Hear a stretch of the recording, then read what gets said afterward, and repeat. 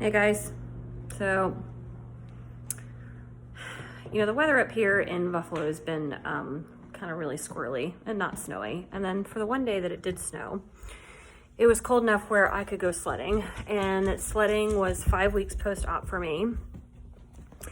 And I knew that I wasn't going to be able to like drag my kid up the hill or anything like that, so I was still pretty cautious. And let me tell you, the little kid in me was like seething to just go sledding. So we went to this place called Chestnut Ridge, and I was conservative, but I did go down twice. And the second time when we had to walk back up, I may or may not have dragged my kid with me, but it was only halfway up the hill.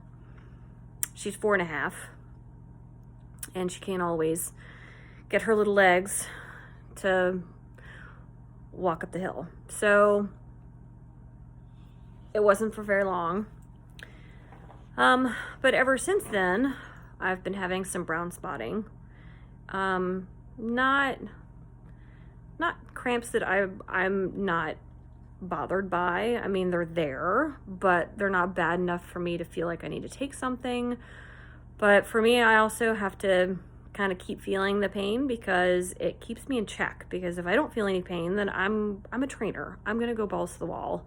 Even though right now I know I'm not supposed to be lifting anything. But dude, fucking life happens. Life gets in the way, and you can't sit on your ass for 8 to 9 weeks, do nothing, lift nothing. You still have to unload the groceries. You still have to get in and out of the fucking car. You still have to try and like help your kid. I mean, you can't just stop being a parent for 9 weeks. And I knew that going into it. And my little girl gets it. She understands. I mean, the poor child was basically like beaten to death with all this information before I even got the surgery.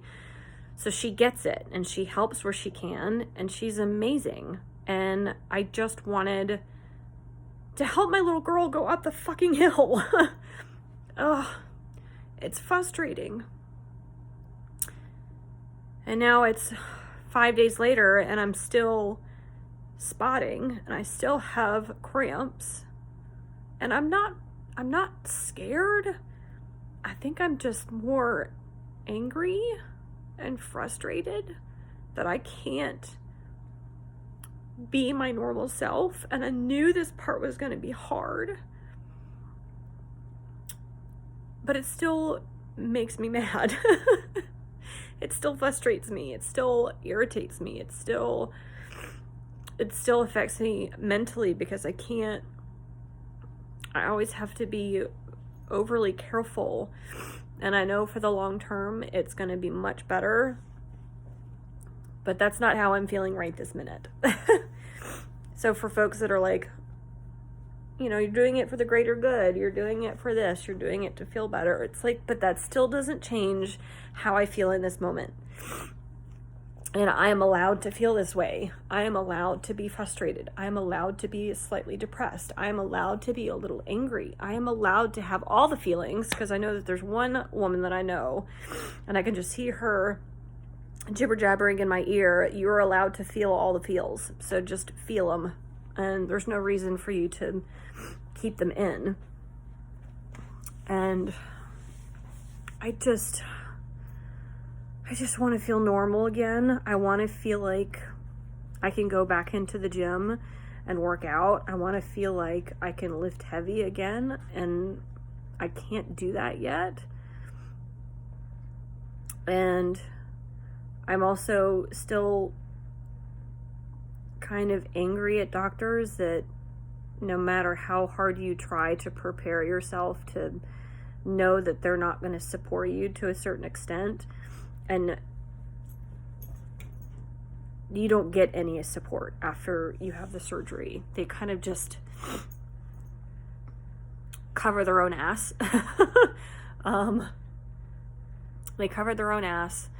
They don't support you after the second week. I just feel like they just do it just to cover their own ass, just to make sure that nothing is physically wrong with you, but they don't give you any kind of guidance on long-term care. They just expect you to kind of like deal with it. And to me, that's barbaric. They don't give you any kind of support, mentally support you at all. They just kind of butcher you up and send you on your merry way. And that's what it's been like for every surgery. I'm not talking about just this one. You know, every single surgery that you go through. And they don't provide you with any kind of resources whatsoever. And so when you're feeling down and out, or you're feeling bad, or you're in pain, and you call them, and they're just kind of like, yeah, you'll be okay. Not everybody likes that answer. Not everybody needs that answer.